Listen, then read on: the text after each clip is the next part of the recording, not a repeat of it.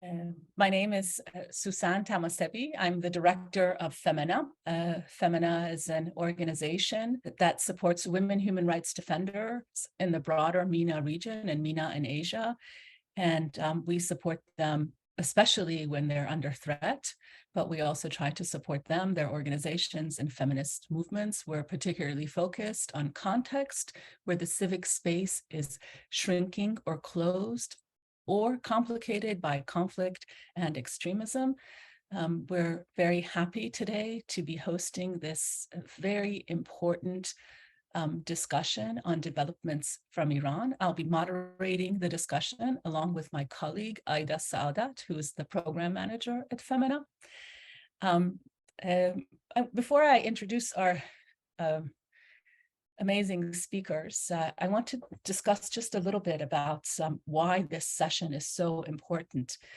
I think most people have been watching eagerly the developments inside the country, inside of Iran for the last 6 months. Protests broke out nationally following the death in custody of Mahsa Jina Amini, a young Kurdish woman who was visiting Tehran from her small city in Saqqez. And protests broke out initially in the Kurdish region, but then across the country. These protests are significant because, at least in the initial phases, they were in response to a demand for women's rights and accountability for the wrongful death of a woman. And this is the first time we've had national protests as such. They've also been very bloody. We've had 700 people killed, at least, that we've been able to document, tens of thousands arrested. The highest price has been paid by the Kurdish and Baluchi minorities. About half of those killed belong to the Kurdish and Baluchi communities. We've had the participation of a lot of young people, youth in their 20s, but also in their teens. I think everybody was amazed to see high schoolers joining the protests, and over 70 children have been killed during these protests. Many of them were arrested. We've had 4 young men from marginalized communities, from the lower socioeconomic segments of Iranian society who've been executed. They were 21 years old, so they were very young. And we've rarely heard the version of these events and how marginalized communities have been impacted in the protests. As an Iranian, because we watch what's happening in Iran a lot, we've heard a lot from the LGBT community, but those voices, even among Iranians, have been largely muffled. And certainly these voices have been muffled and rarely heard at the international level. That's why we thought it was critical to bring this perspective to you. I should also mention that for the fact-finding mission hearing, where 19 organizations spoke, 19 persons spoke, only 2 of them represented minority groups, 2 Kurdish groups, and only 1 of them was a woman who's here. We're fortunate to have her here today with us, Fatima Karimi. You know, this shows the lack of attention at the international level, and clearly within the context of Iran, to marginalized communities and how they've been impacted by these protests and by the violence, but also the roles that they've played in trying to bring about a better future, a more democratic future for Iran. So this is why we're holding this very, very important event, and we're very happy that you're joining us. One of the reasons, among many others, I think structural discrimination is probably one of them, both at the national level, but at the international level. But one of the other reasons why we haven't heard people speak from these communities is a language barrier. That's why the presentations of our speakers are going to be in Farsi, and we're very lucky to have a very skilled interpreter with us who is going to be interpreting. I understand that it's difficult for people who are not Farsi speakers to listen to interpretation, but I hope that you bear with us and you hear the very important perspectives of our panelists today. I'm going to introduce the panelists very quickly, and then we'll move on to their presentations, followed by a question and answer period that my colleague Aida Saadat will be moderating. So our first speaker is Fatima Karimi. She's a Kurdish woman human rights defender and an author who was born in Kermanshah, Iran. She's lived in France since 2013 and holds a doctorate in sociology, which she received in 2020. Her research focuses on violence against women, gender relations, and ethnicity. She has published 2 books in Farsi on female genital mutilation and polygamy in the Kurdish regions of Iran. Her 3rd book is in French. It's looking at the role of women in the Kurdish political system. She's currently serving as the chair of the Kurdish Human Rights Network, which has done an incredible job of documenting human rights violations for many years, but especially during these protests. Our second speaker is Fariba Baluch. She is a Baluchi woman human rights defender. She's an activist. She was forced into exile nearly 4 years ago, and she's currently living in the UK. Since the start of the Women Life Freedom uprisings in September, she's been leading and advocating and raising the voices of imprisoned WHRDs, especially focused on the Baluchi community. In Iran, she worked as a school teacher in Sistan and Baluchistan. Through her work, she advocated for the rights of the Baluchi women and girls, organized empowerment opportunities and workshops. She also worked on harm reduction for girls and raised awareness of the patriarchal systems of society and cultural taboos that hold women back in Iran.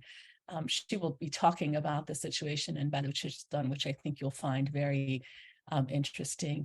In addition to being a girls' school teacher for 16 years, she worked with social welfare organizations, and she founded the first women's addiction camp in South Sistan, Baluchistan province. She's been very active on Baluchi women's rights outside of Iran, especially in recent months.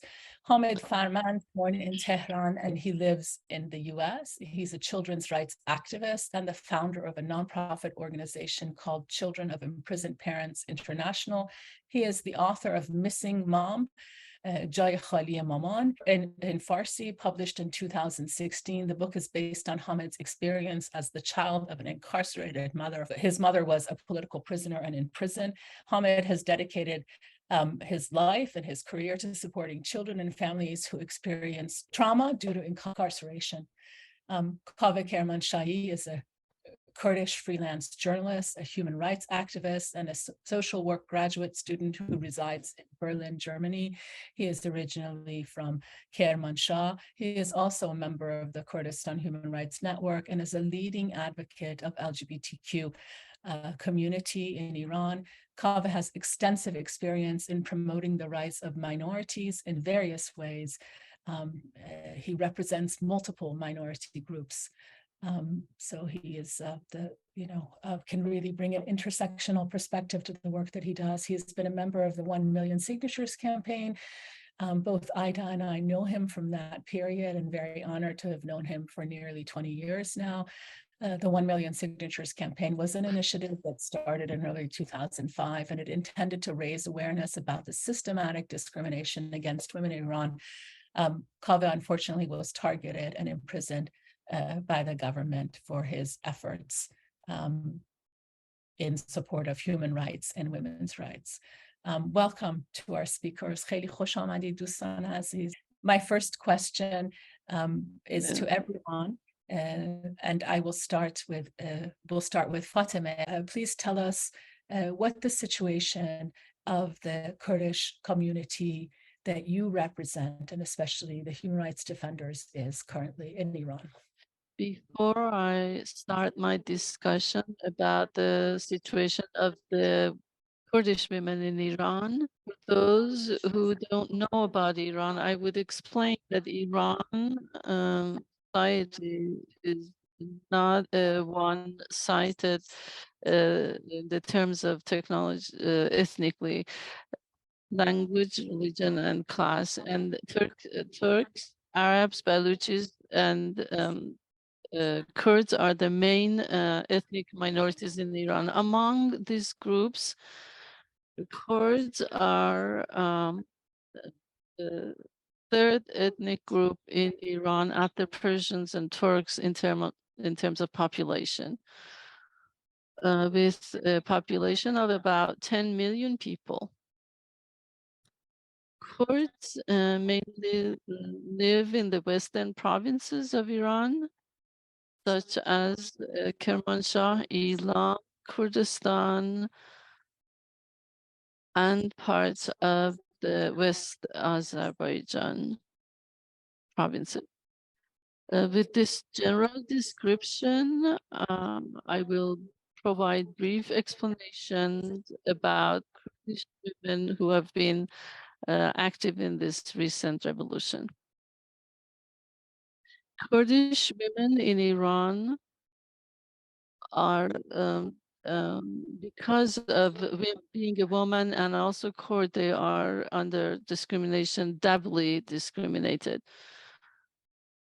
Since the beginning of the 20th century, with the establishment of this centrist nation state in Iran, especially with the establishment of the Pahlavi government between 1925 and 1979, and later the establishment of the Islamic Republic since 1979, women belonging to the ethnic minorities, including Kurdish, Baluchi, Arab women, they were in a special situation.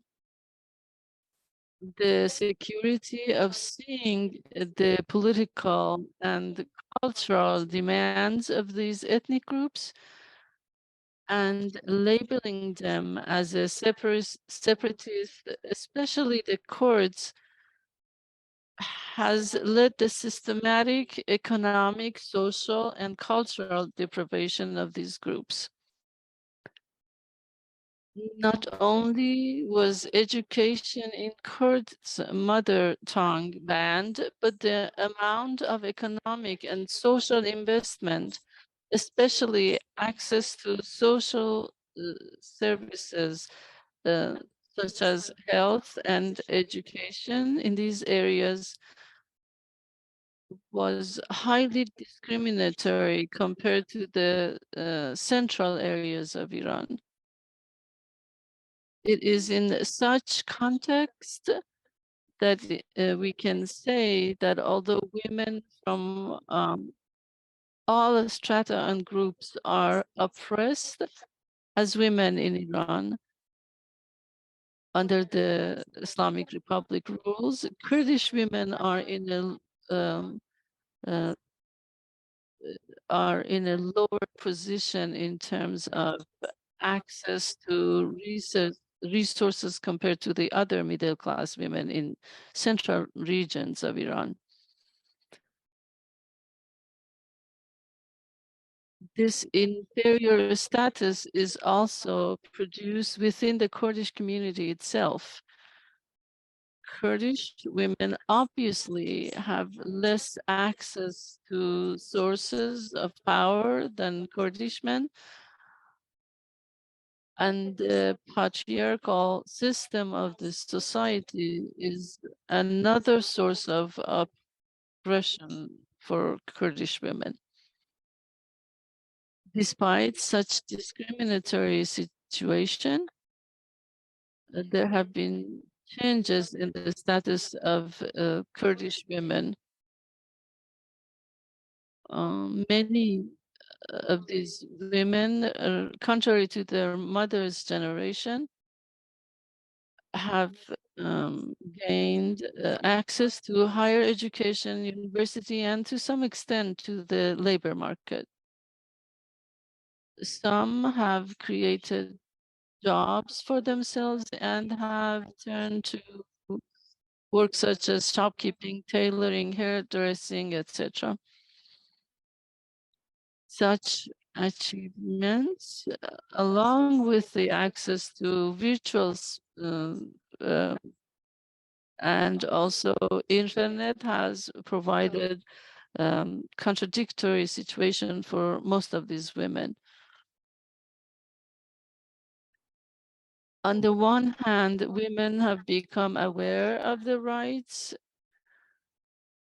and they are no longer ready to accept the fate that is set for them. and they stick to their individual needs and rights, and they are aware of all of that.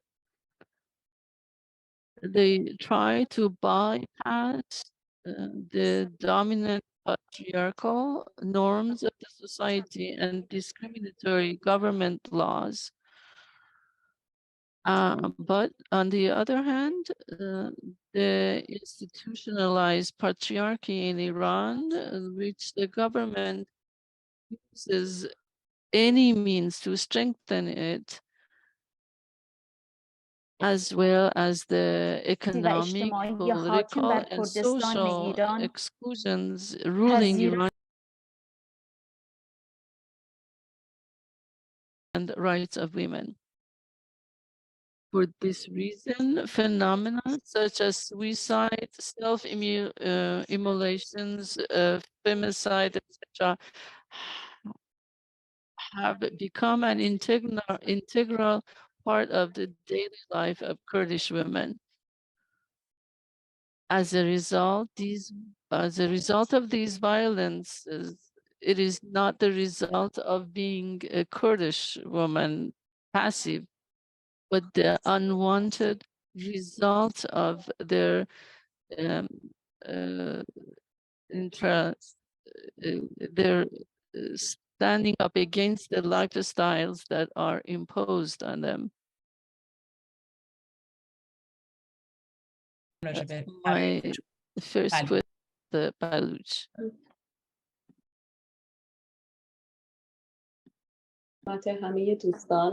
To everybody, before everything, I am like Fatima Jan. I would like to talk about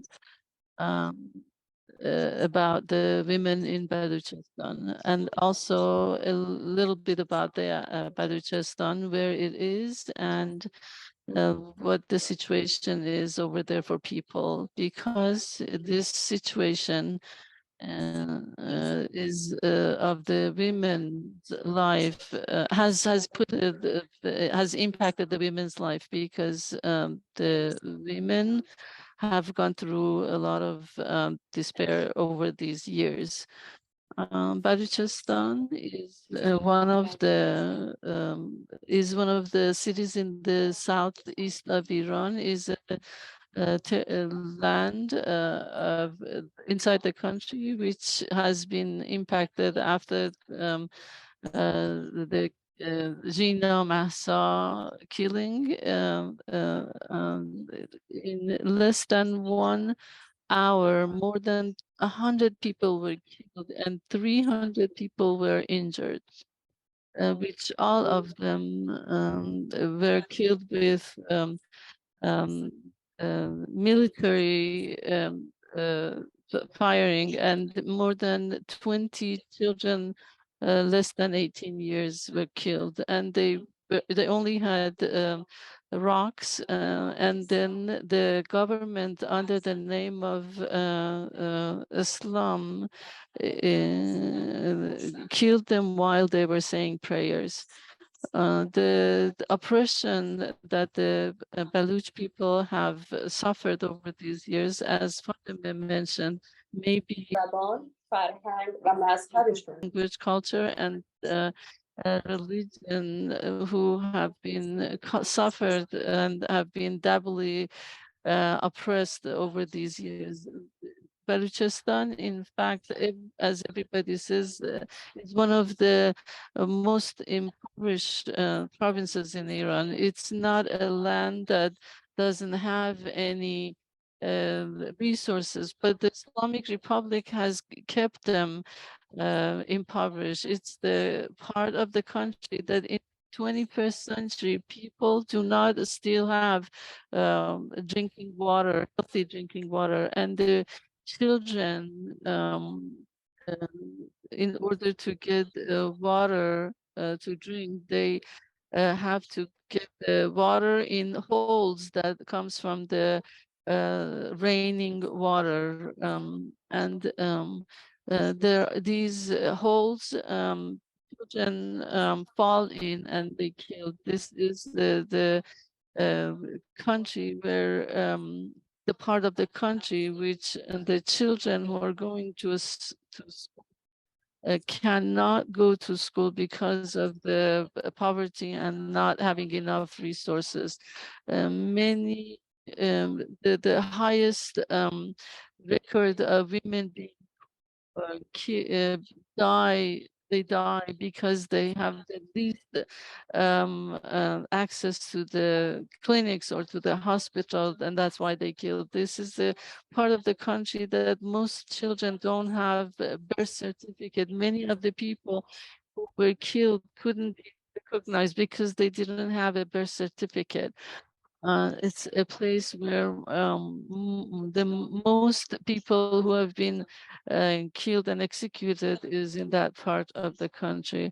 And and as you can imagine, in this part of the country, what would be the women's problem? A woman in Balochistan has doubly problems compared to other parts of the country because the Iranian um, because the patriarchal uh, um, oppression is impacted on her, and she is a Baluch citizen and has always been suffering from the least um, facilities. And because she's a Baluchi woman, she gets oppressed by the government as well as the patriarchal tradition of the local in Balochistan. All the women around the world are fighting for the equality, but the Baluchi women are still fighting for the first just basic needs. Just imagine a mother when when uh, when their children are hungry. Would you as a mother think about your child, or just think about other things as a woman for the rights which is equal with the man? Obviously you will be more thinking about your child who is hungry, because that's a mother's instinct. Are women in Balochistan, with considering all these problems, they are still very aware and they are able to fight, even though they have never been seen, or in the Islamic Republic has never allowed them to be heard by other people. And also inside the country, our country people in our country don't even know what is going on in Balochistan, because the Islamic Republic didn't allow them. Our women are freedom lovers, and they want to fight for all their rights, but so far they have never had any advocate, any supporter, anybody who would talk about their rights. The Baluchi women in all these years, they have they have fought inside their families, and they have fought for getting education, for mm, getting um, they want to have all the rights. But if we didn't hear them, it's because they didn't allow them to be heard, because they have been involved in fighting for things that were beyond their basic things. But these women have created heroic acts. When we talk about women, especially in this Jina revolution, all people were saying that Baluchis, where are Baluchi women? Why aren't they present? But this question was very painful for us, because we were there and we spoke, we shouted, but we were not seen, we were not heard. this didn't mean that we were not present, because the central part of Iran didn't want to hear us. But this revolution, the biggest achievement that the women of Baluch had after all these years was that the uh, um, uh, revolution heard the Baluchi women without any medium directly. They heard them directly. Always, the women in Baluchistan were always presented to the world or to Iran was like some news about the children getting married, or the honor killing, or things of this nature. But nobody paid attention to these women, and nobody even paid attention that these kind of news is being spread by who, and who are the tellers of these stories. These women were the people who said all these stories, but nobody saw this, the teller of these stories, or nobody heard these women. Everybody just paid attention to the news itself. And always the image of a Baluchi woman is that a Baluchi woman is a woman who is inactive, who doesn't work hard for her rights, and has always been oppressed in a patriarchal community, and which is not true.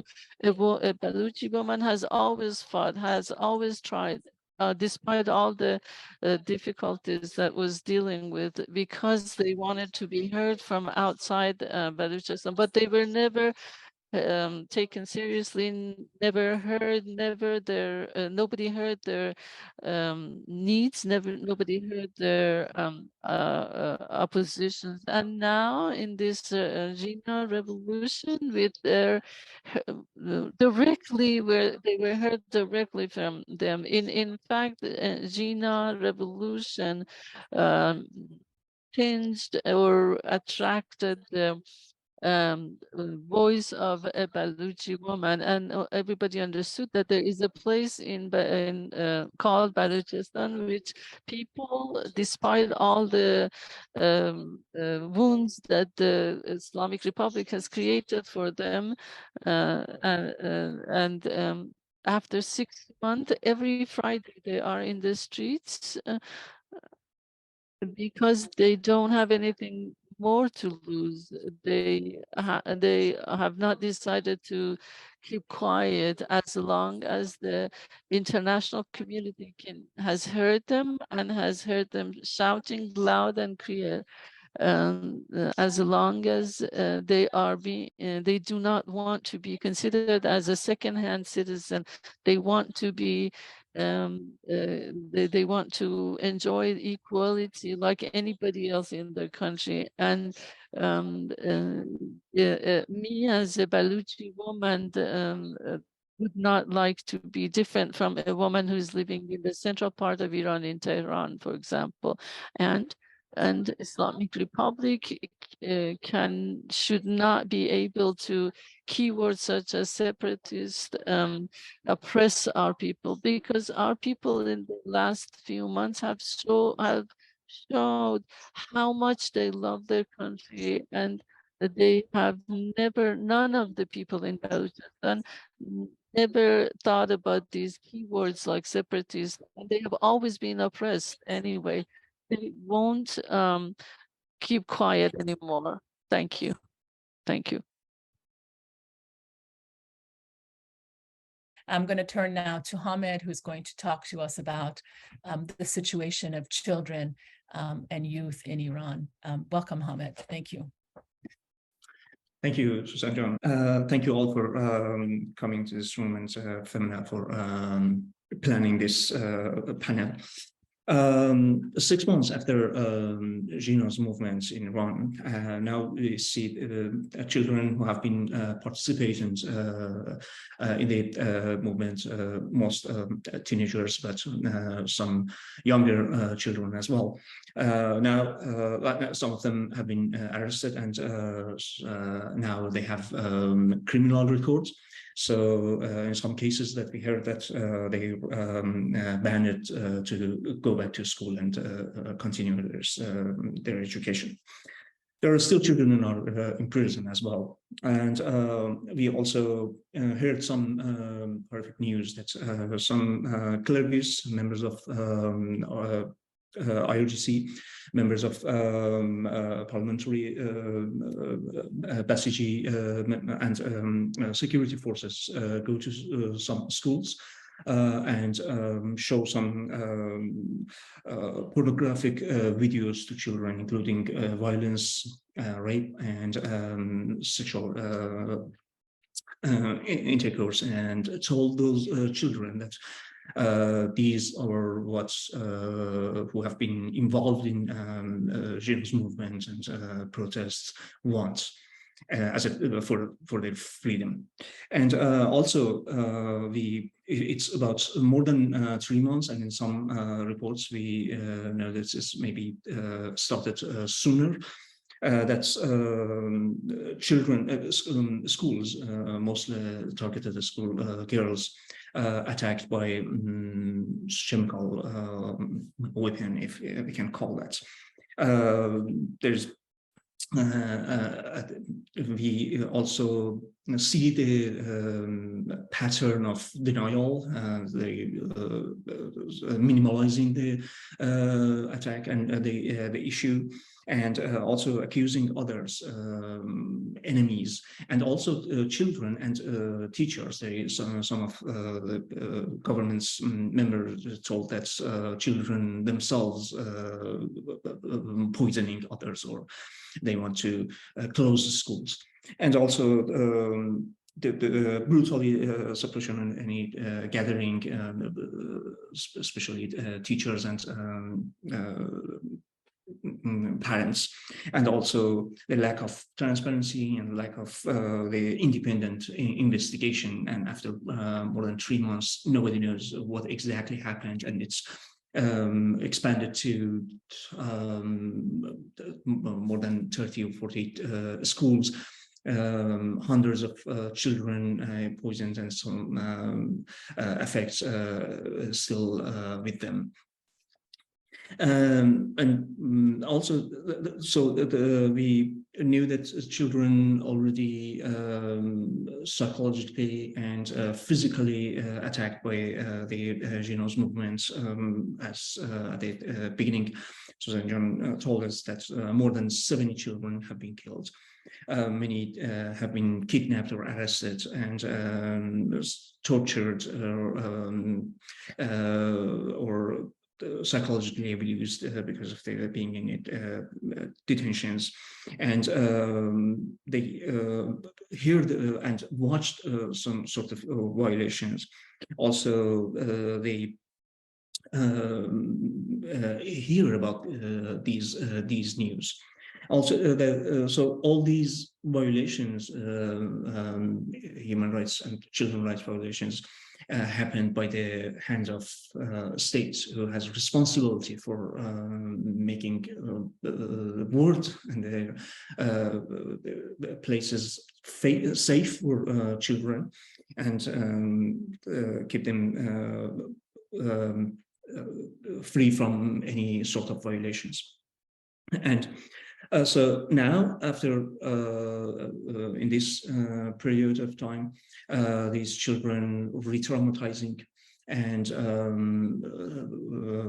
faced with post-stress disorder, PTSD, and also psychologically or physically attacked, different forms of violations, sexually or chemically. So these are the situation that they face after 6 months passed from the starting the movements. But I will later try to explain it, how they involved in the protest, and how what's engaged them to be part of these movements. But I just try to give you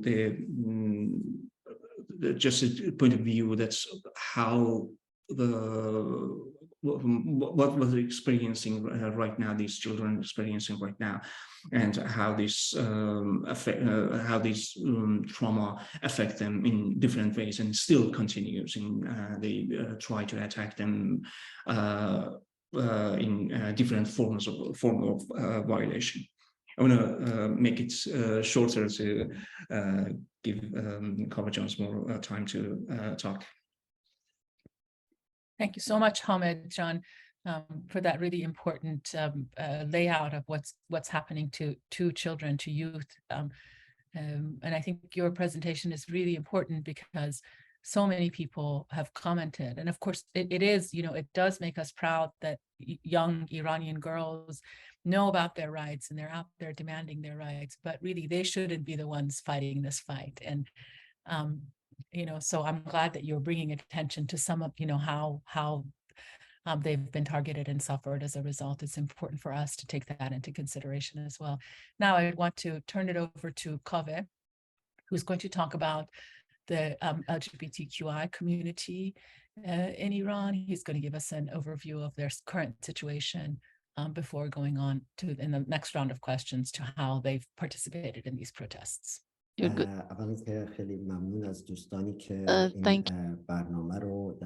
Thank to the people who organized this program and the people who are listening to us. As they mentioned, it's the LGBTQ in Iran. And when we talk about the queer people in Iran, we are talking about a society whose presence is denied, and their situation is considered as Sikh people in Islamic Republic. In addition to all the situation in Iran that they create, they give them, put them in prison or kill them or execute them. Even talking about queer people in Iran, the Islamic Republic authorities have many times denied the queer people in Iran, or even if they have admitted to people as they have considered that as illness or sickness. As an example, I will talk about the 3 times of the Iranian Islamic Republic of Iran's authorities. For example, Mahmoud Ahmadinejad, the president of Iran in 2007, in a speech that he had in Columbia University, he responded in a question about the gay lesbian in Iran. He said, "Oh, our country, in our country we do not have people who are sexually involved. It's like a faggot word for Farsi, and it's a very and he said, who has told you that there are people of such in Iran?" And then Mohammad Khatami, who is considered as a reformist, who was named as a reformist president, he also responded in Harvard University, and they, in response to a question why they are executing the gay people, he said, if the punishment is something that the society needs, otherwise the society will not survive. And the word faggot is lavat in Farsi, which is only used for the men being with men, and it's not a respectful way of talking about it. And the other one is the Larijani, who is the Secretary of Human Rights of the Islamic Republic of Iran. He said the same thing in 2012 in response to Ahmad Shahir, who was the UN rapporteur on human rights in Iran, and he said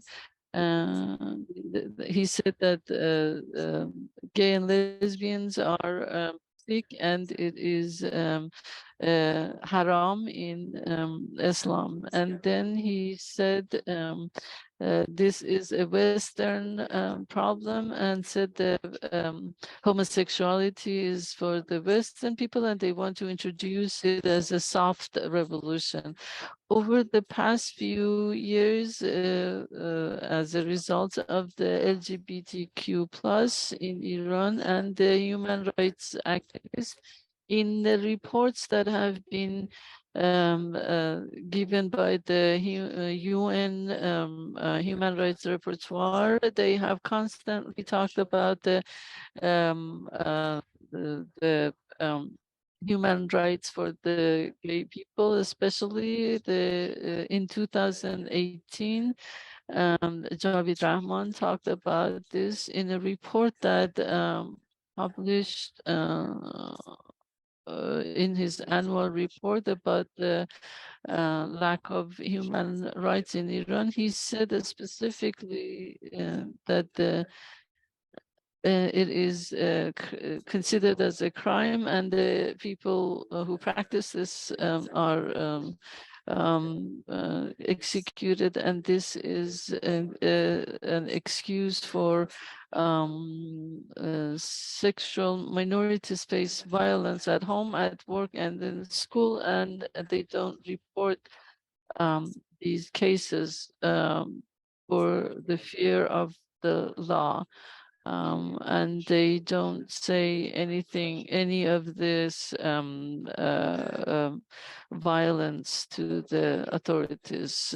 Considering all these formal possessions that the Islamic Republic authorities, according to these laws and regulation in Iran, the criminalization of the homosexuality in the legal arena, it creates problems for the LGBTQ plus. It will one of the main reasons that the violence against this community in Iran, the violence and oppression of the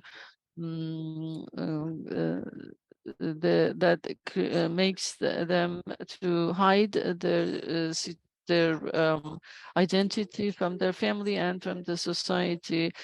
It's because of the control from the government, and they arrest them, or they punish them, or even execute them, and also honor killing from the families themselves. We have many of these honored killing. Ali Reza Monfared, a young queer Arab in Ahvaz, who was killed by his family, by their family, and unfortunately, after 2 years of this killing, we still don't know what they did with the killers and the murderers and what the punishment was for them. Unfortunately, compared to the news about the killing of the women, we don't hear much about the queer people. We don't hear much about it because they are always killed in silence. And one of the most important reasons is that despite all the oppression that is, for example, compared to the killing of the women, and despite all the limitations for the women activities, despite all the oppression and the there is some ways of controlling the honor killing for women, but there is nothing, if you can say nothing, but it's hard to follow up, because if anybody follows up with those things, that can also jeopardize their own security. And the violence and the killing of the queer people, also suicide because of the social violence and the legal government oppression puts the queer people under so much trouble, and the families, because they don't want to talk about it. And one of the latest suicide last year, the Kurdish person who committed suicide because of the social pressure. I want to say also that the society in Iran for the queer people is so hard that in fact many queer people who have been raped or have been under violence so much, and they never talk about it because of all the oppression that they might go through. They never raise their complaint. They never make any claim about their or complain about it. Even going to going psychologist, they don't even the psychologists cannot even give them good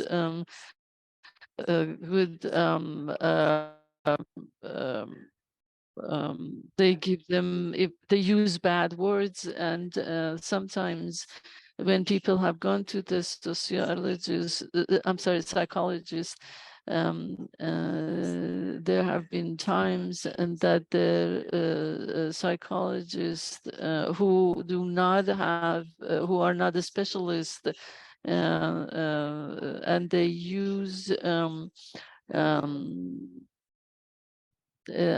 even there have been many times when they go to psychologists, and then because the psychologists do not have specialization enough, they have created some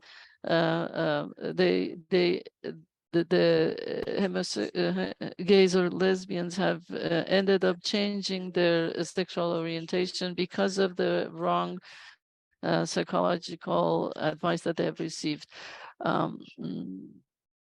And one of the things was when the psychiatrist prescribe a strong psychological or emotional medications. Thank you, Kaveh, for that really important and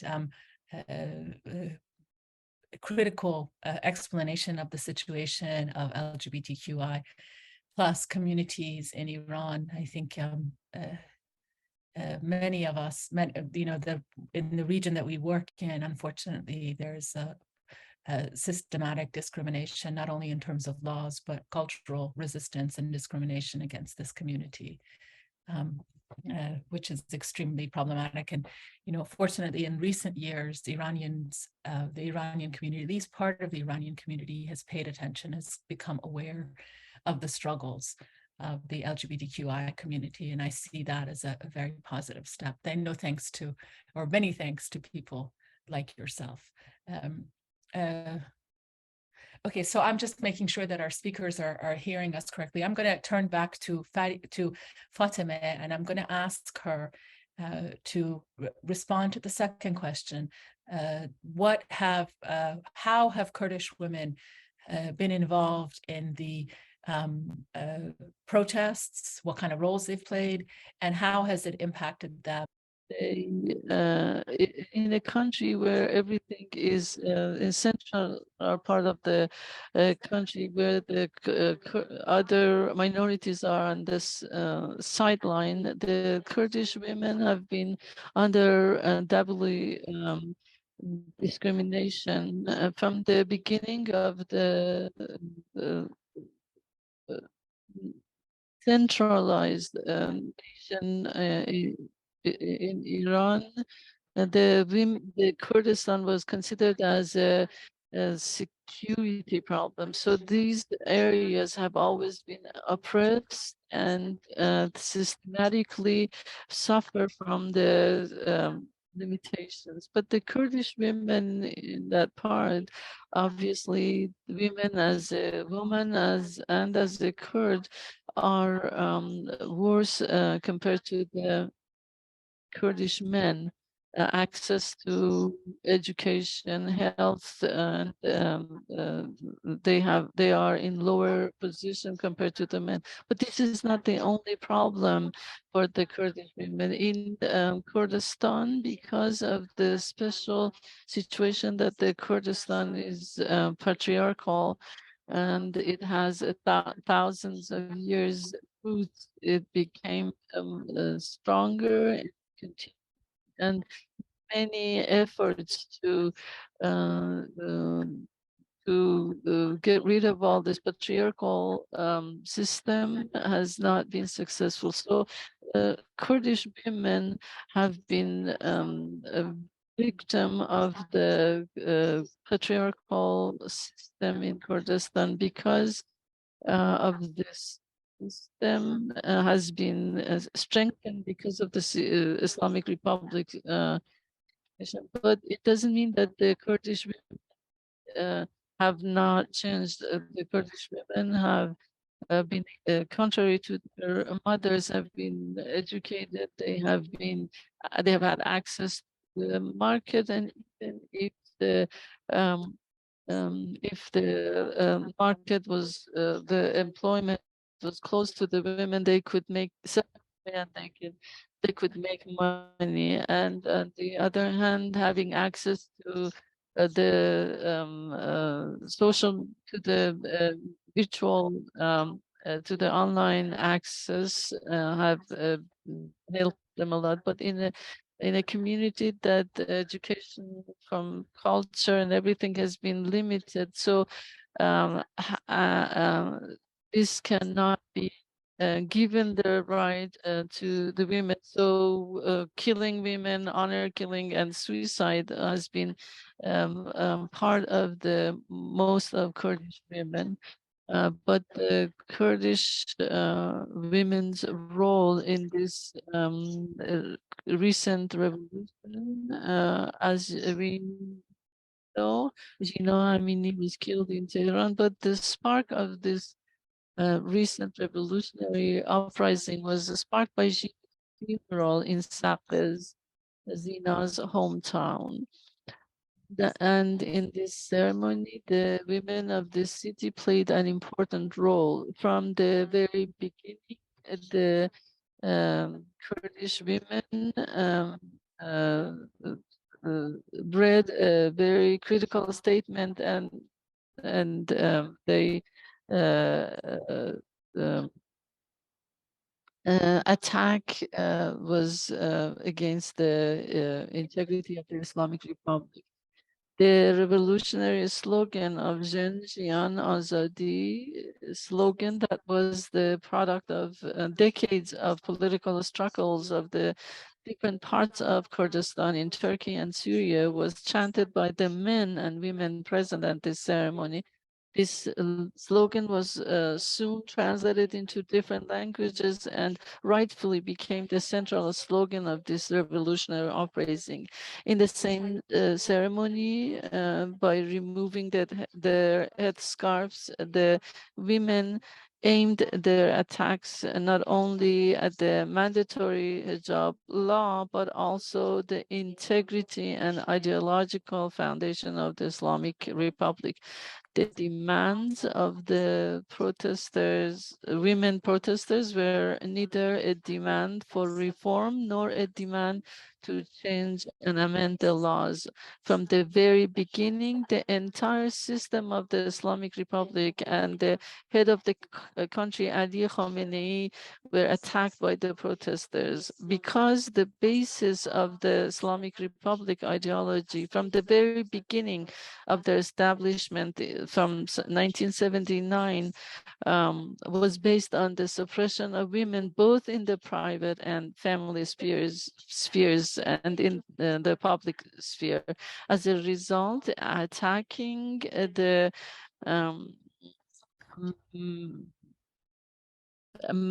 mandatory hijab meant that the Islamic Republic should just take it and not continue.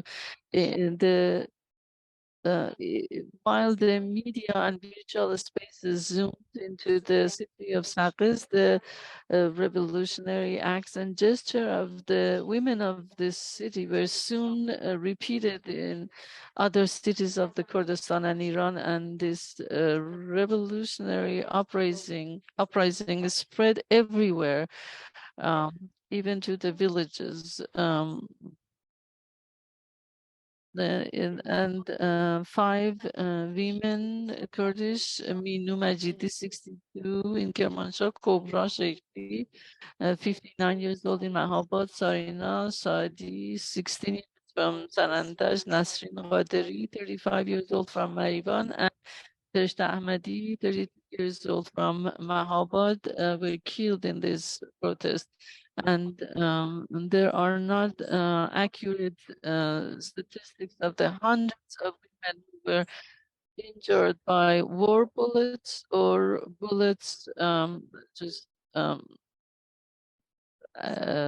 who were killed in what is clear and must be emphasized is the fact that the revolutionary presence of Kurdish women in the recent uprising was not just the result of a momentarily excitement over the killing of Jina Amini or the immediate hatred of the policies of the Islamic Republic. Rather, it goes back to decades of their struggle and resistance in different fields, struggles and subjects that have never been seen.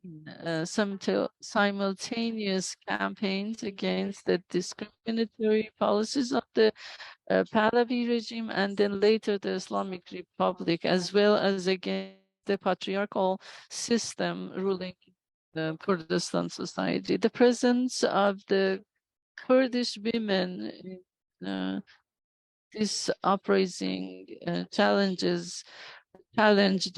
deeply rooted stereotypes against women, especially Kurdish women, because passive women and victims of violence could not have an effective presence in this protest. This presence was also challenged many traditional beliefs about women in Kurdistan society itself.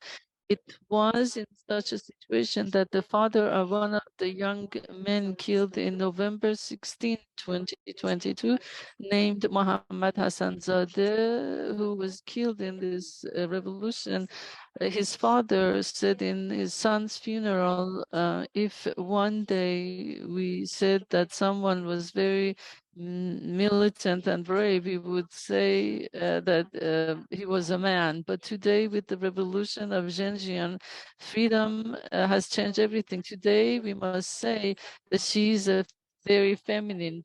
A real man, you must say he's a real woman. Courage and determination of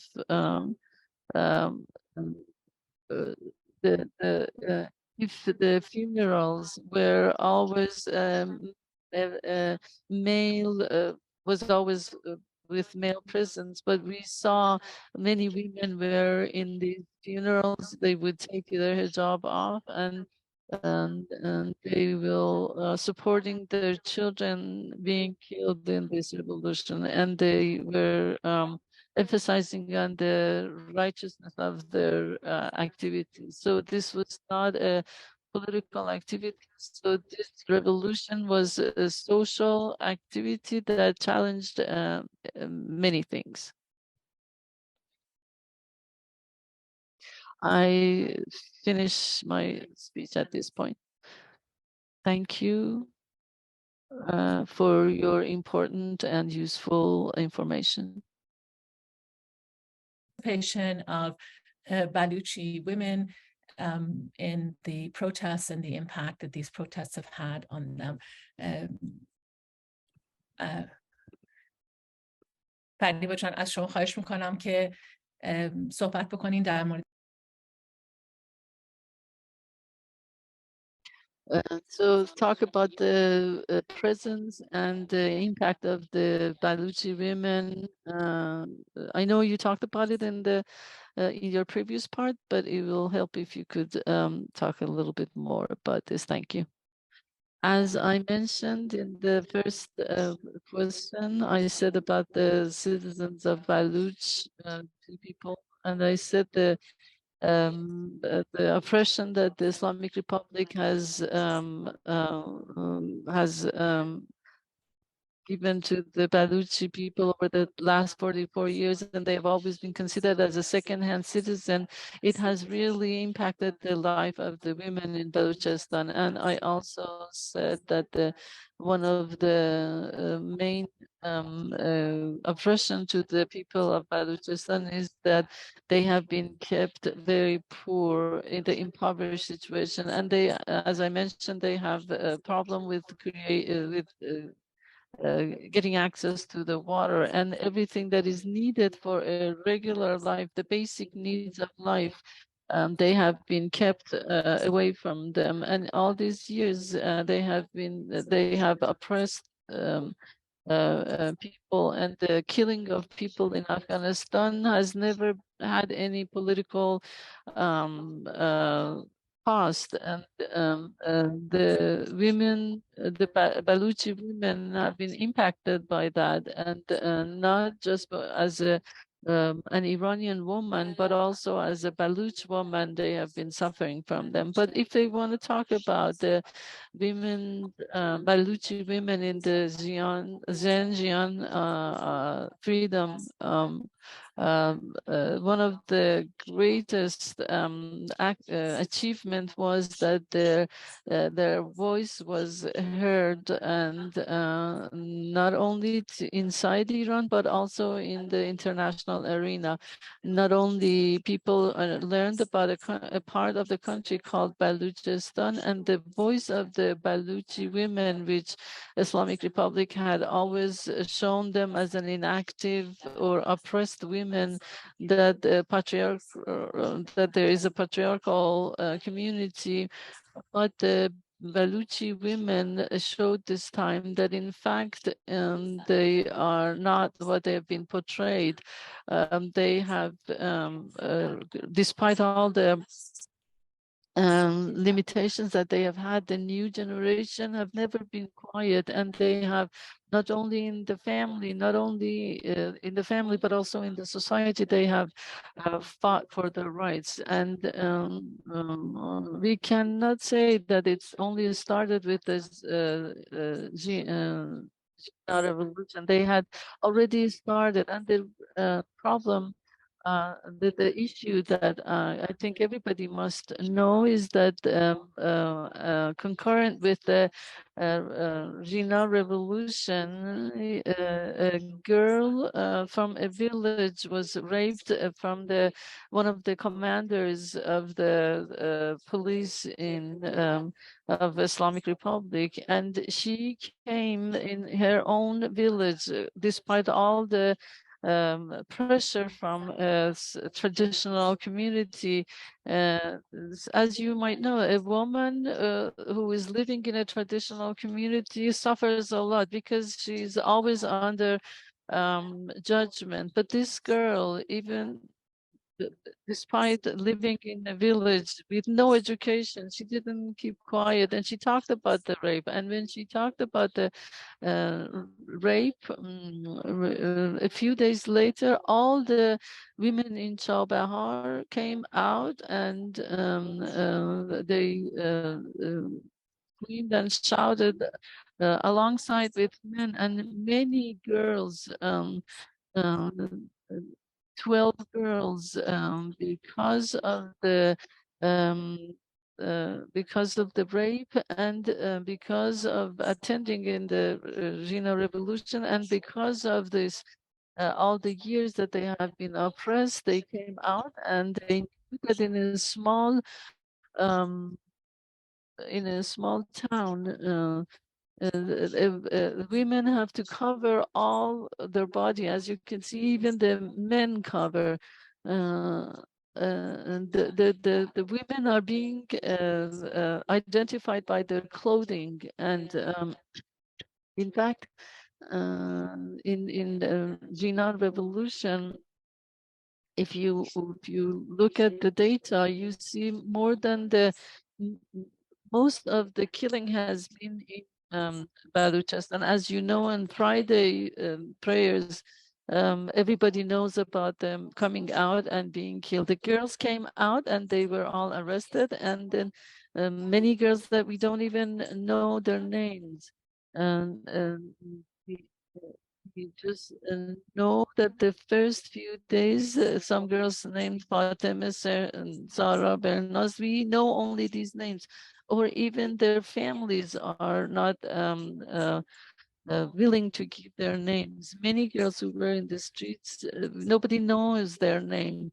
For example, for a girl named Faiza Barawuni was about to receive an execution sentence, and she said, and then the girls came in the streets. Even the first week of the Jina Revolution, even the girl who was living in a religious family, she burned her hijab, and indeed it was not because she didn't respect Islam, because she wants to have the choice of and the girl who wants to have her job, we respect, and she can have whatever she wants. The Islamic Republic has done or has tried to show as if the Baluchistan is a patriarchal and a traditional family, and women don't come out and they don't defend their freedom. And as we saw, the women from very small, remote villages, and they would come out and they would express their revolutionary ideas. They would write on the walls, they would say, they would talk about their things, and that shows that they are not inactive. The other women should see them, Bekusus, women who claim that they are feminists in the world. So if somebody says they are feminists, they should, because the women are different, or they have different culture, or they have different religion, then people should not be unaware of them. So the women in Balochistan really shouted so loudly that even the clergy and the religious people in Balochistan heard them. The people who had started their activities in the social media, they came and talked about the women, and the women were so active. So the clergy also talked about women, and they, even if they didn't want to talk about it, they were forced to talk about the women. And I just want to say that the Baluchi women didn't have any role in this revolution, and the way they could prove that they have been oppressed, and they came after the Fridays, the protesting Fridays. They had signs, and they said, with or without hijab, we should go towards the revolution. They don't allow the oppression that they have suffered all these years to repeat. The women said, I have a voice, but you have to support me. You have to reflect my voice, and you have to support us.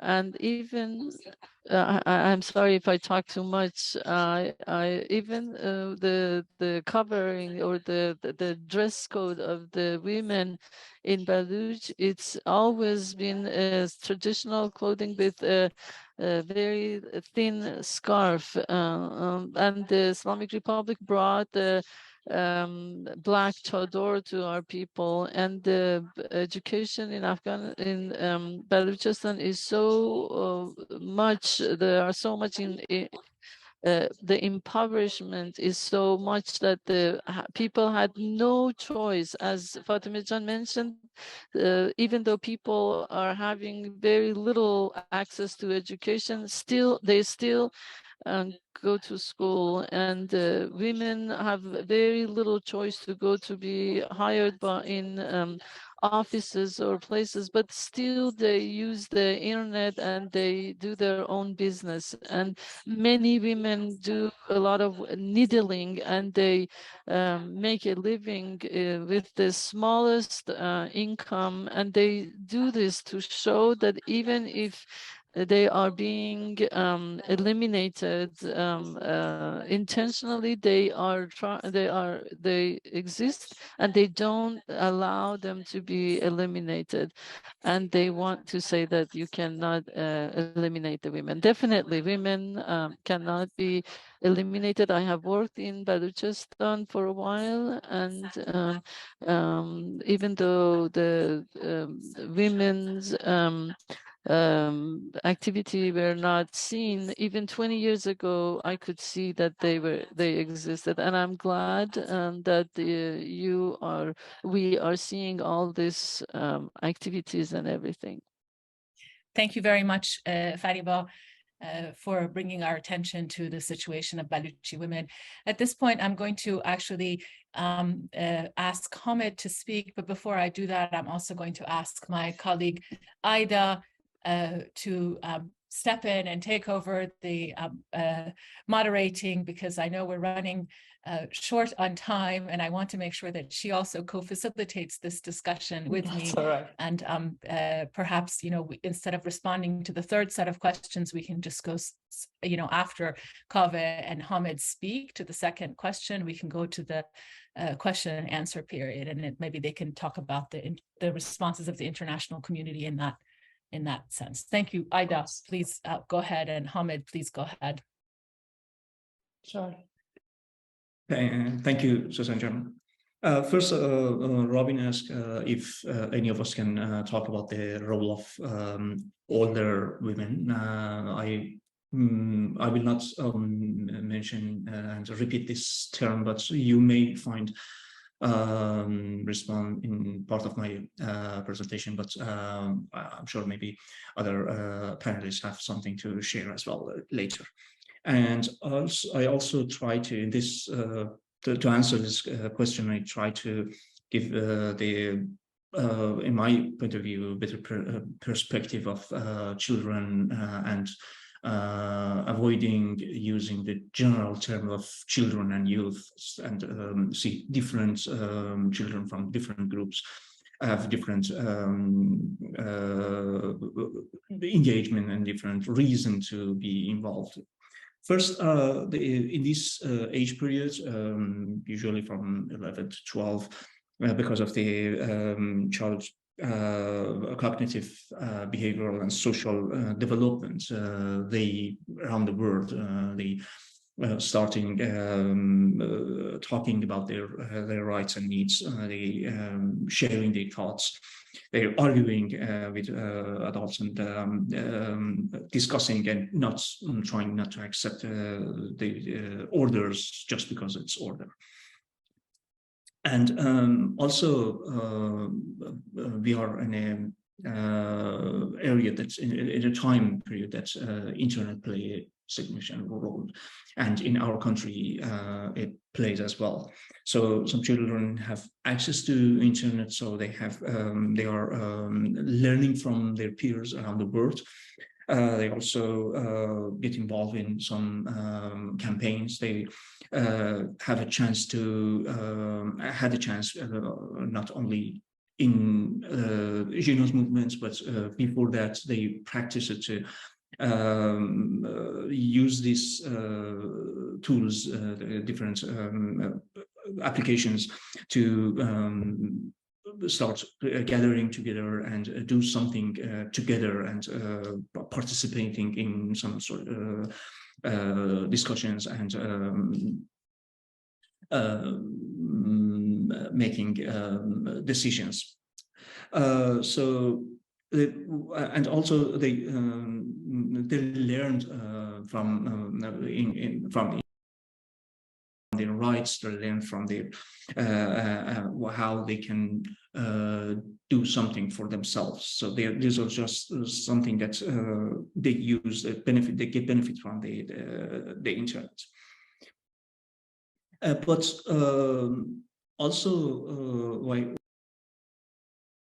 this is something maybe part of your question, Robin, but their parents, most of them, the new generation, the parents of the new generation is my age, a little bit older or younger.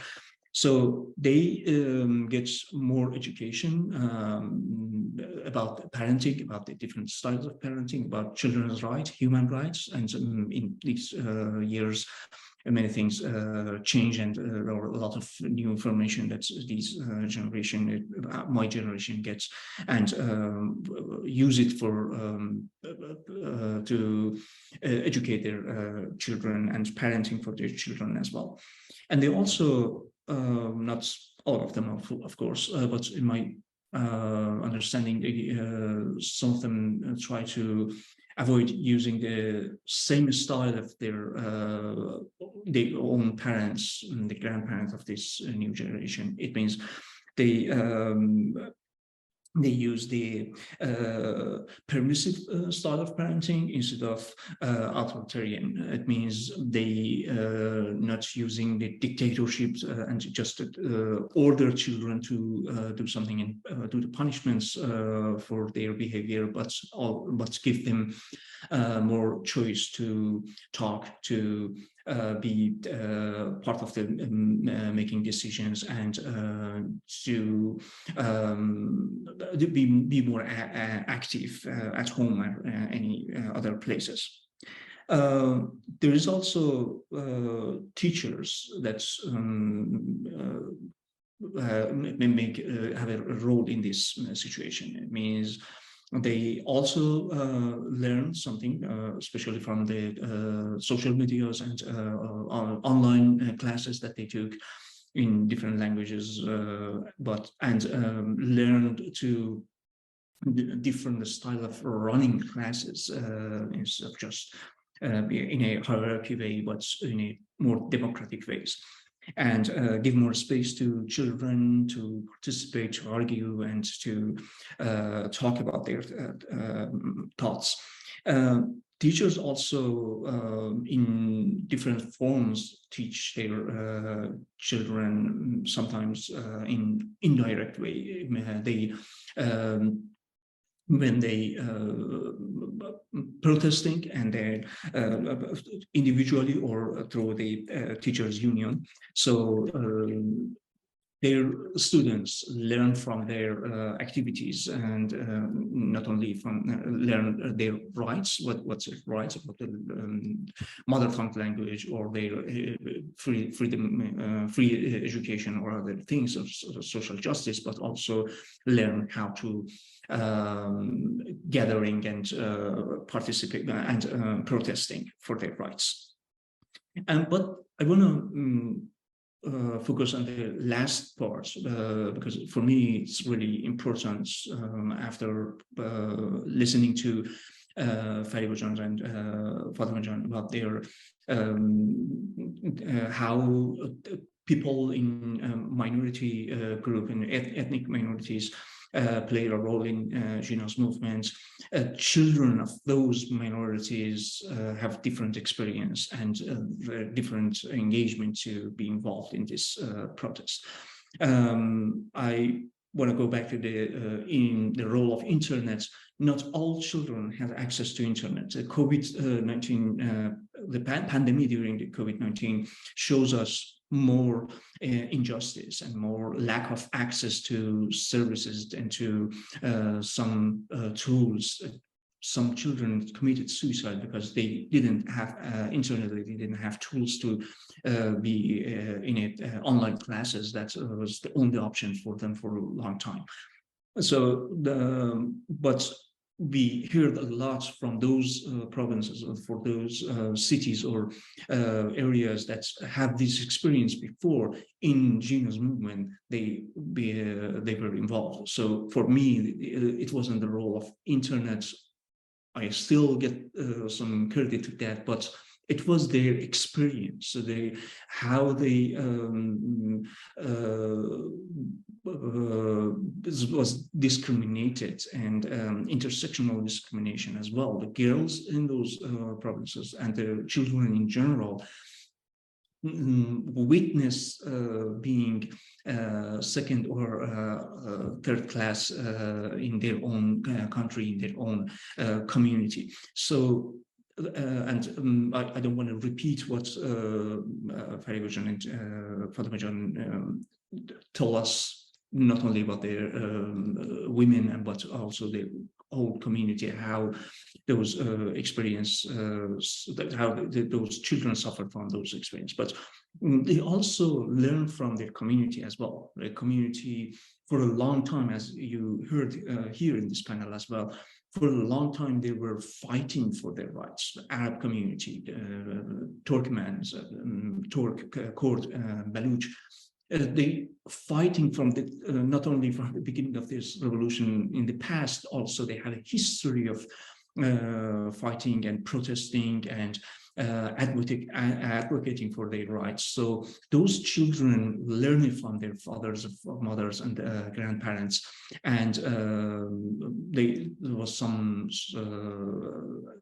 protests and some activities recently. So they were involved as well. So these are.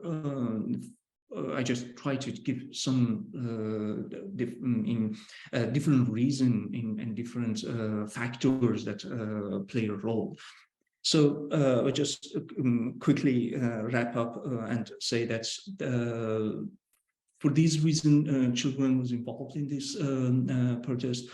And they have a right to protest. They have a right to tell the world about their situation. And this suppressing of the protests, in my understanding and belief, it doesn't stop them to fight. But as I mentioned before, they suffer a lot, and they are still children and vulnerable for the effect of the suppression and children's rights violation. Thank you so much, Ahmed, for your explanation and answering Robin's question.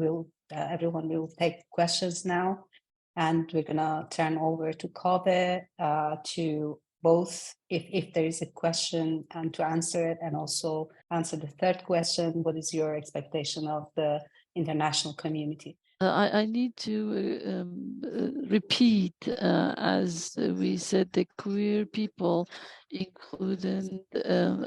are included as the people who have been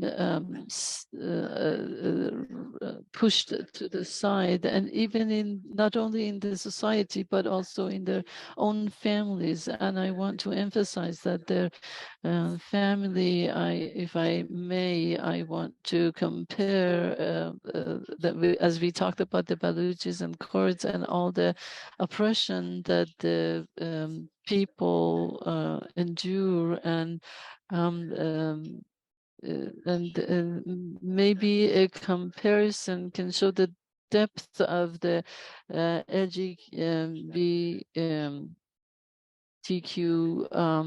shows, and I don't think in the family, inside the family, no member of the family in Kurdistan or Baluchistan have a problem with their own family just because they are Kurd or they are Baluch. The family won't disown them because just they are Kurd and Baluch. But the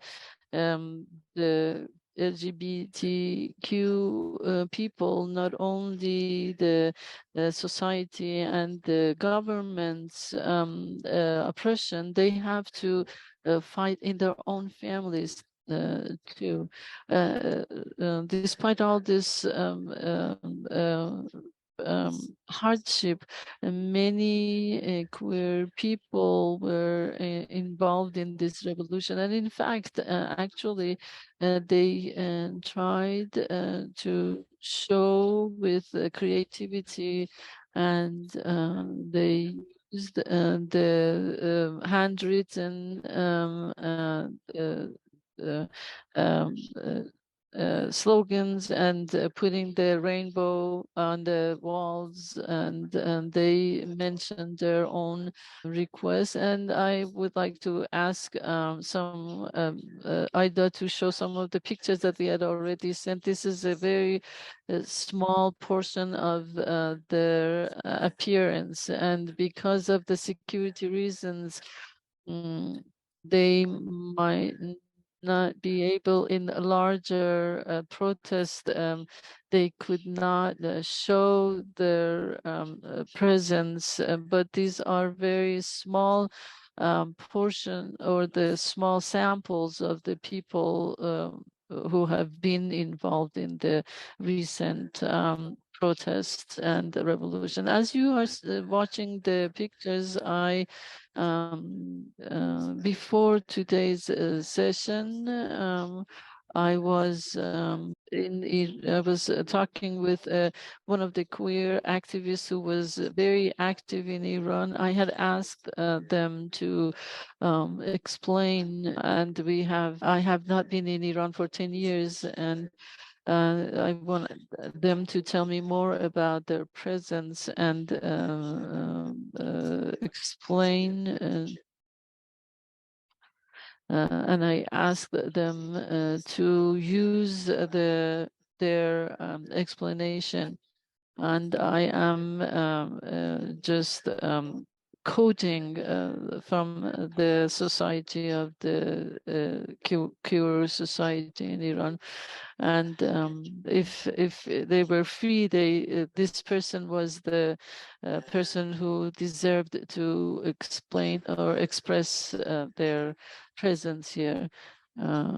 I might have to read from whatever that I've been given in writing. They explained that based on their observations, their presence were in 4 categories, both in the society and also in the revolution. There are one group whose presence and their activism, there were some groups that they thought this was a simple presence and they didn't really include them. And this is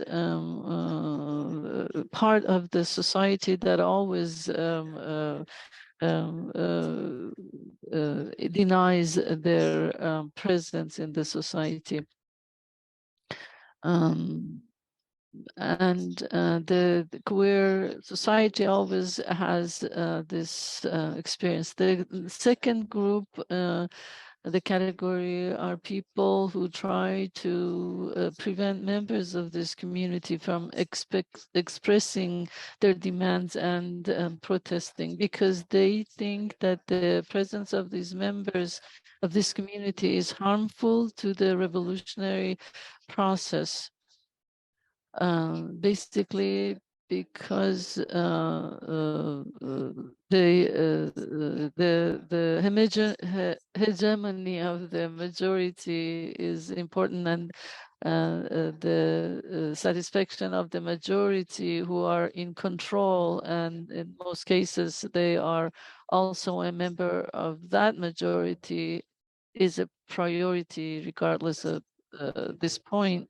The gathering of minorities is actually creating a kind of majority to change power relations. The third category are the people who are homophobic and the queer phobia and opposition to the society, and under the name of putting the concepts such as family foundation or moral values under the name of suppressing the members of the society, provide, and then they also apply violence and verbal abuse or physical abuse to them. The fourth group have been welcoming the queer people and very eager to support members of the LGBTQ plus community. And compared to the other three groups, I think there is a hope that there are people in the society who in fact support the presence of the LGBTQ plus. And at the end, they mentioned the role of the queer community in this revolution or protest. And what they have said to me is that they said if this, even though this revolution has been under keeping people silence and oppression, but even though it started with mandatory hijab,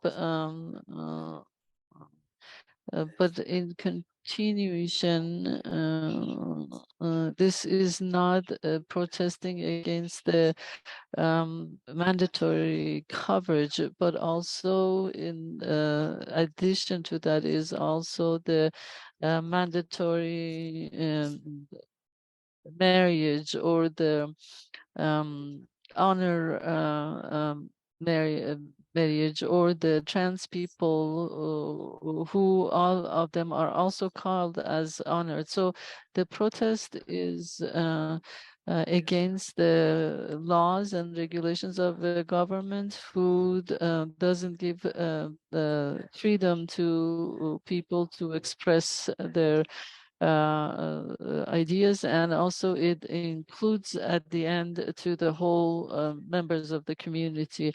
It's sexuality apartheid, and it shows the government that doesn't have a government that doesn't have a capacity to have reform. And again, they explained very extensively, and I am just giving some small portions of it. They said that the protest is not just limited to the current protest. From the very first days of the Islamic Republic established in Iran, because of the laws and regulations that they brought for Iran. They mentioned the March 8th of 1979, when people were complaining, and also people have always been in virtual space as well as the being present in the street. And then they said the slogan Zanjian Azadi, which became the main slogan in Iran. It started from the Kurdish, you started in Kurdistan, and then everybody else in Iran, and have been accepted by everybody else in Iran. And the feminist groups have been impacted, and both the feminists in Iran have had impacted Iran, the region and the whole world, and um,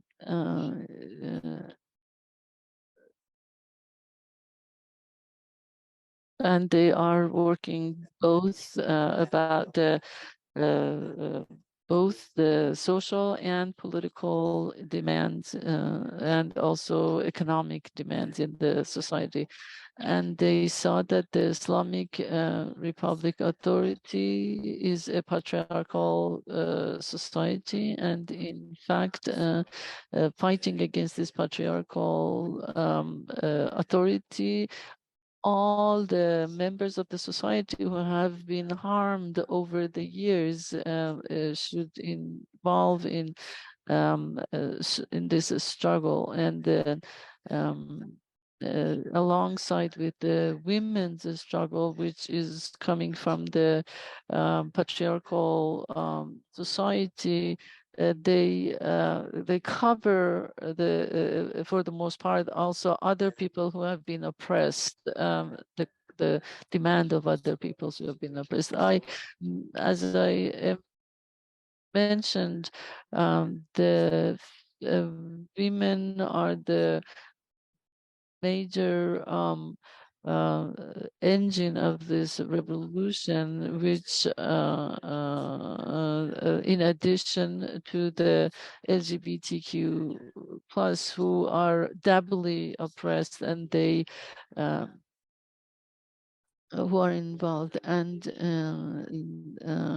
especially trans women who are also under oppression. They should be considered.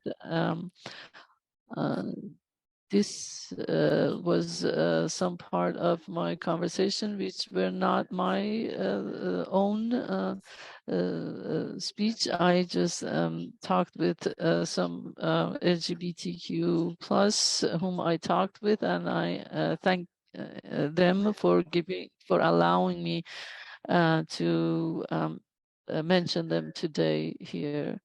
I think I don't have more time to talk, and as we were speaking today, as I just checked the United Charter was published, although we might have different beliefs, or we might have different likings, but it was interesting. As I just checked very quickly, I saw the United Charter, but nothing has been mentioned about the LGBTQ plus, the society or the community who has been under so much pressure. As you know, if a queer person is arrested, can be much more costly for other people, and even though they are under so much pressure, they still are present in this protest. But unfortunately, they are not being included, or there is no emphasis on their rights, and they are being denied by a large portion of the opposition in Iran. Thank you, and I think we are getting to the end of the program, and there are some other programs going on, and I would like to ask Fatima. The question is, what is your expectation of the international community, and how they can help the women and how they can support them? about this question. One of the most important support to the women, especially the Kurdish women, is the hearing their demand and also hearing what they are saying. The international community should get to this belief that in Iran, there is not ethnically by the class or the sex, by the sexual preferences. The women, even though they are, they have been under oppression, and it depends on what kind of class or ethnic group, and all of them can be the oppression of women. So most of the demands that the women have are for the most part of Iran, they want to have more access to the power, and then as Fariba mentioned, for many women in Baluchistan, the issue of education still remains. In Kurdistan, the class and also being the impoverishment is still very important issue, even in the well, over the past few years. In fact, women have gone through, or the courts have gone through so much. So at this point, the international community should know that a Kurdish woman, for example, as a Kurdish woman, I should say that being a Kurd makes me puts me under oppression. So the demand of the people or the women in Iran are not the same. Every region has their own demand, so it has to be admitted by the international community. The international community should also dedicate its support and podiums to people or groups from Iran who adhere to the women's right. And these issues are not just propaganda tools for them, especially now that the woman life freedom is important. Everybody comes and says that it has always been important to them, but it is not true. And they are just coming to the field because that is now the thing to say. The international community should deal with this issue more sensitively, and merely being in opposition and opposing the Islamic Republic cannot be interpreted as the progressive nature of these groups, especially regarding various women's issues, and understanding the program approaches and acts of different groups is not difficult task, and it's completely obvious. As Kaveh mentioned, the problems that the queer people are going through so much. For example, I, as a woman, I have less a problem, and the queer people have are doubly oppressed. As we talk about the Islamic Republic, for example, just recently they are poisoning the girls at high schools. We didn't have time to talk about it, but they are systematically oppressing the education of the girls, and they are trying to eliminate them from going to school. And this is a very sensitive issue. And the people who are claiming that they are part of the opposition, they have to respond what their position is about all of this. And I know that we are short in time, so I have to stop here. Thank you, Fatima Jan, and thank you for your explanation, and what is your expectation from the international community, and how to protect the Baluch women? And there is a question here which I think is addressed to you. They have asked, I have to read it very quickly. We are very short and we have to finish this conversation.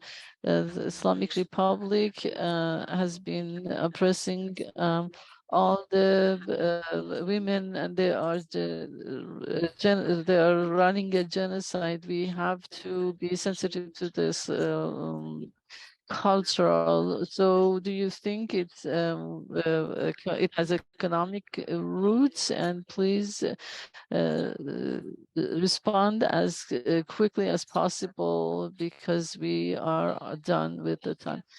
Thank you. Everything I wanted to say, Fatima Jan already mentioned, but the thing is that my request from the international community and also the feminist people or claiming they are feminist, we always said our voice is not heard. They always said they are not hearing from Afghanistan, from people in Baluchistan. I think right now when the women in Balochistan have been speaking loud and clear, but we haven't been heard by the media, and we have lost hope that they would give us any coverage. And the women who came, Baluchi women who came, and the girl who was being raped, the media boycott us because the women don't show their faces, even though they have discussed the rape in the most remote village. I will respond a third question also. So you asked about the economic situation, financial situation would impact the situation of the women. As I mentioned, the impoverished and also the lack of existence of the education. When there is, when people are involved in their basic needs, and they don't get a chance to talk about, to get into the education. Obviously, education will have an impact, and if we have a secular society, definitely it will impact the traditional community, because the wealth will be equally dispersed among people. Because if people don't, if people have work and they can financially survive, these things maybe will go away. So I ask that people are not forgotten, and now they feel like they have they are being heard. And if we are not supporting them, they will be pushed to the side, and they will not be heard again. And we are time is finished, so only 1 minute is left for everybody to say if they have anything to say. Thank you. My friends said, but you was a organization community, international organization community, or the local communities, you may have some best practices of child participation, children involvement in to her voice, their voice being heard. So you may share it and help us to help our children and ourselves to give more space to our children as well. And you also have your governments, some of them dealing with our regime, and some of them are echoing their propaganda. We want you to stand beside our children and our people as well. Thank you. ممنون. خیلی ممنون کاوه جان. فاطمه جان میخواین شما نکته آخر؟ Fatima Jan, would you like to talk about your last points? منم تشکر میکنم. I also thank this program. I don't have any more to say. The fact that the only people like us who are, because of the government's politics and also securities, and because of the securities and the financial and political situations, we have been pushed aside, and this is being also repeated in the international community, and I hope this will not be repeated, and they would hear everybody, especially people who have been pushed aside, and we can hear their voice more. I don't have more to say, and thank you. I also say very shortly, addressing the people who hear our voice and see that they are in the international communities, and women, or from the women or the LGBT plus, they can please consider to see the hardship they go, and please reflect their voice in the during the protest over the past month. We have had many asylees who were in other countries, and they came into the protest with their own flags and their own signs. It's not easy even for them. So if you are supporting this community, especially the queer people in Iran, and especially people in Kurdistan, Azerbaijan, Ahvaz, the queer women, because they are under double pressure. So so if we can just share the responsibility with them and take it from their shoulder and give them more voice. Thank you for all the people who came here and expressed and mentioned very important thing. I will start English. Listening to our distinguished and amazing guests and speaker. Last point was made by Robin, that mentioned that, you know, the people and civil society is always a step ahead of the government. So thank you so much. And I want to thank especially from our interpreter, Sima Jan. I want to close the session now. I appreciate everybody's attendance and patience for the technical issue that happened. Thank you so much.